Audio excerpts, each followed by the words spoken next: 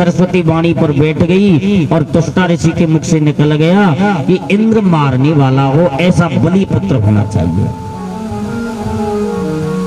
तुष्टा ऋषि के द्वारा उसमें से एक वृत्तासुर नाम का राक्षस उत्पन्न हुआ। वृत्तासुर बड़ा होकर के दिनों दिन बढ़ने वाले को वृत्तासुर कहा जाता है। इंद्र से युद्ध किया और युद्ध करने पर आज इंद्र ने उसे भी समाप्त कर दिया, लेकिन वज्र नहीं था, कहां से लेके आए?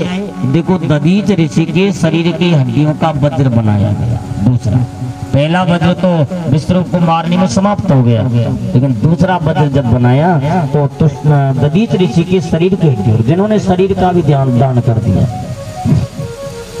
ऐसा कहते हैं।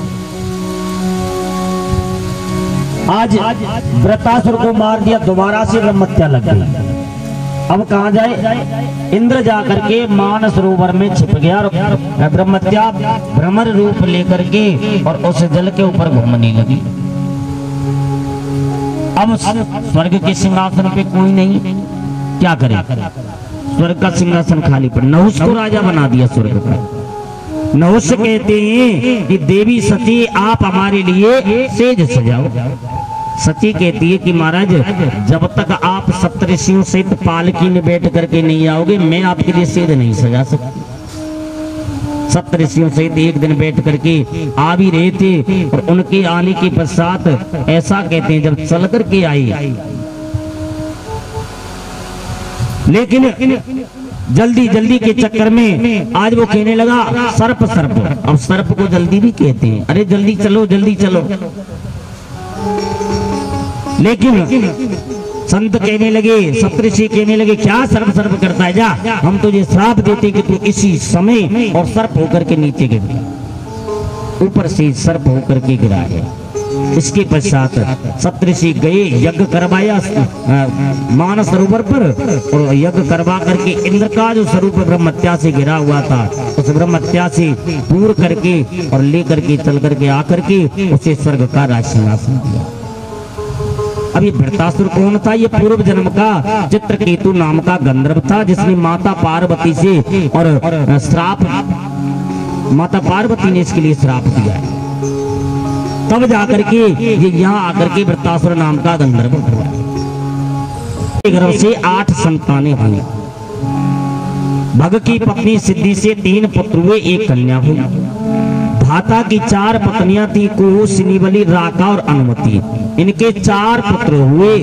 विधाता की पत्नी क्रिया से पुरुष्य नाम के 5 अग्नियों की उत्पत्ति हुई। वरुण जी की पत्नी चर्षणी से भृगु जी ने पुनः जन्म ग्रहण किया। इसके पहले ब्रह्मा जी के पुत्र थे। महायोगी वाल्मीकि जी भी वरुण के ही पुत्र थे। उर्वशी को देख करके मित्र और वरुण दोनों का जो तेज है स्खलित हो गया। उन दोनों लोगों ने घड़े में रख दिया। उसी से मुनिवर अगस्त और वशिष्ठ जी का जन्म हुआ।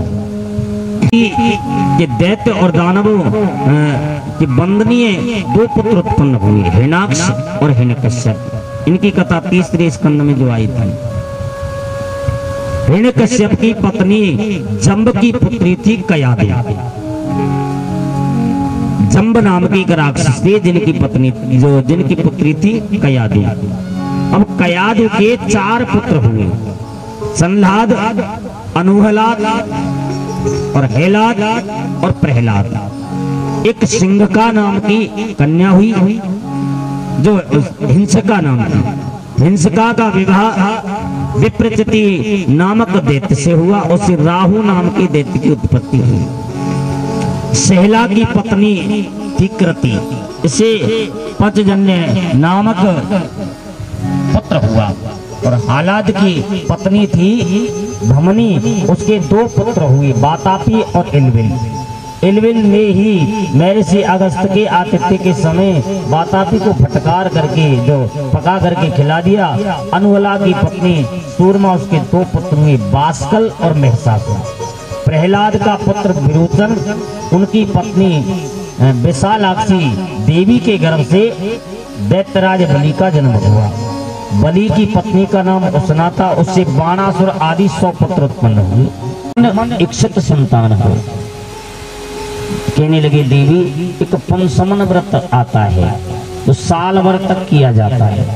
पंचमन व्रत जिसमें केवल दूध पी करके रहा जाता है, साल भर तक, 1 साल तक दूध पी करके रहो और उस व्रत को धारण करो, झूठ मत बोलो, चोरी मत करो, किसी की बुराई मत करो।